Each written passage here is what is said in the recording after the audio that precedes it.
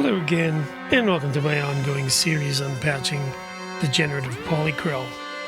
Last time around we looked at how I was able to derive pitch CV and gates from the original Krellberg patch and then bus them over to my Doepfer Poly modular system to get some kind of almost regular synth sounds coming out as an alternative voice to add to the Krellberg patch. So added all together, that means that the Krellberg patch, which has a melody, counterpart voice, a bass voice, and two 3-note polyphonic telharmonic voices, so that was 9 voices, now has an extra 4 voices, and each of those is 2 oscillators from the Doepfer Poly. So that puts the whole Polykrell patch at 13 voices. And before we're done, I'll certainly give you a chance to hear the resulting symphonic cacophony that creates.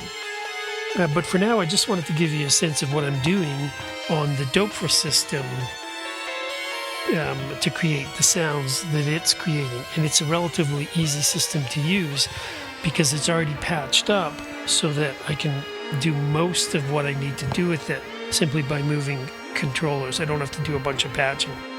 Now keep in mind, as we learned last time around, we've got 3 scopes showing us new things. On the left hand or tool scope, what we're looking at is 2 of the envelope generators from the Doepfer system, and it's voice channel 1 and voice channel 3.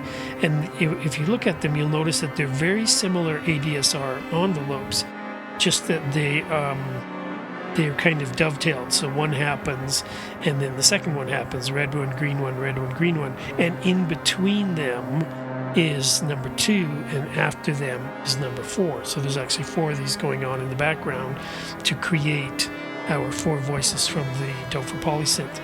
Our middle VU, the Doepfer A197 analog meter, is tracking the Pittsburgh sequencer that sends out its voltage that controls the rate of the 5 Krell function generators, 1 from maths and 4 from quadracs. But it's also adding a voltage to the quantizer to bias its note ranges up and down.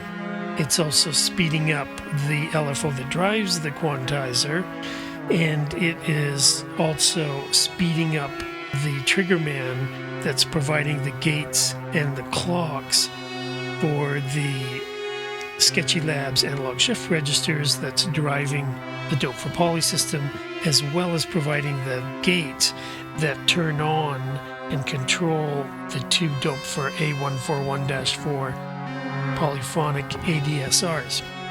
And they are right over here. So the way that I've got the Poly system set up is a lot of the controls are right down here in this passive control section. And I've got a whole bunch of synthwork faders that can run passive and are perfect for this kind of application. This one on the end is the crossfader between the 2 voices. So I currently have my Doepfer Poly system set up like an A voice and a B voice, or voice 1 and voice 2, and each voice consists of an envelope generator, an oscillator, filters, and then they're summed together in a crossfader. Then they head into a common amp, and then they head to a mixer, and then they're heading on out to effects. So what this fader does is it controls that Doepfer crossfader.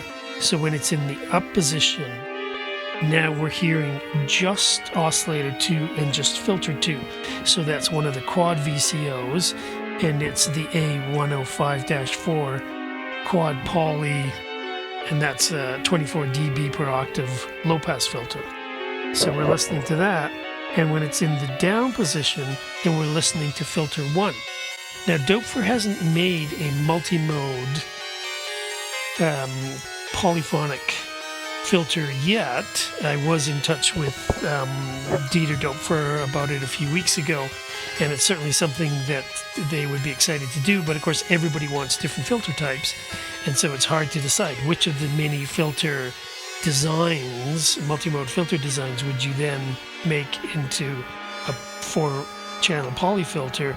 And of course it could be quite unwieldy, as you have a lot more ins and outs with a multi-mode filter in Poly than you do with the low pass. So I came up with the next best idea. It's an A121-3, which is their mini version of the A121, and it gives you 4 outputs: low pass, high pass, band pass, and notch. And so currently I've got 4 of them, so each voice gets its own, and then I do a whole bunch of fancy patching to be able to control them. And I'm using switches. Doepfer makes a series of 4x1 passive switches that I can use to choose different filter outputs without having to repatch. So for example, I'm currently on band pass, but if I just move them all 1 notch over, we'll be listening to a high pass. Now every once in a while in the Krellberg sequence that we're listening to, the Doepfer Poly patch will be turned off, and in the finished piece it'll come on and off depending on the demands of the piece. But now it's come back on, and I'll show you in a minute the control system that I designed to bring that back on. But now we're listening to high passes.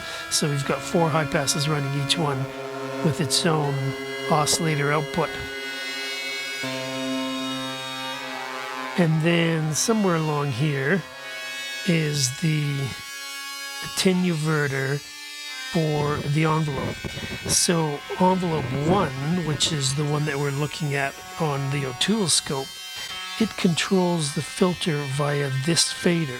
And so when it's in the middle, and I can tell by looking at some lights in here that aren't lighting up at the moment because this fader's in the middle, it's not controlling it at all. When it's pushed all the way up and we see these bright red lights, that means that I'm controlling those 4 filter frequencies fully with the output of envelope number 1 polyphonically. If I pull it all the way down, then I get yellow lights. Now I'm controlling filter frequency, but I've inverted the envelope, and I was able to create that patch by using some Doepfer crossfaders. Doepfer makes some interesting little modules you can solve all kinds of problems with for something like this, so it worked out quite well. So if I just do a little bit of that, then we'll hear the high pass, and then this is resonance. All of these filters have voltage controlled resonance, so it's easy to control that too. So now I've got that high pass, very resonant sound on filter 1, and then the original sound on filter 2. And I can blend them. Now if I go back to filter 1, I can also change the octave simply by going to my oscillators. So if I go to, say, oscillator number 2,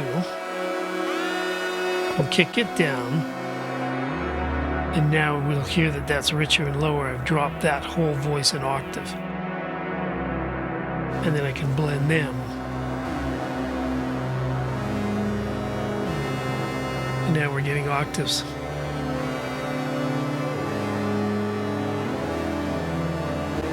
And then the other aspect of the poly patch that we're listening to is the incredibly useful and fun to use Happy Nerding effects aid. And this is a Doepferized version of the small one, the 4HP, that I've actually put Doepfer knobs on instead of putting black knobs on. But it's a great sounding effects unit. I'm simply using it now to do nothing more than chorusing. But I believe I'm using one of the new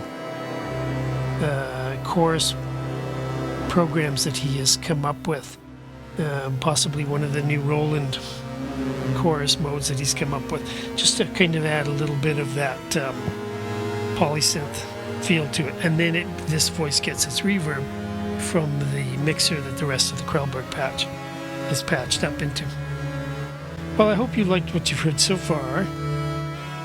It's been a lot of work to get this far in the Krellberg, but we are fairly close to reaching the end.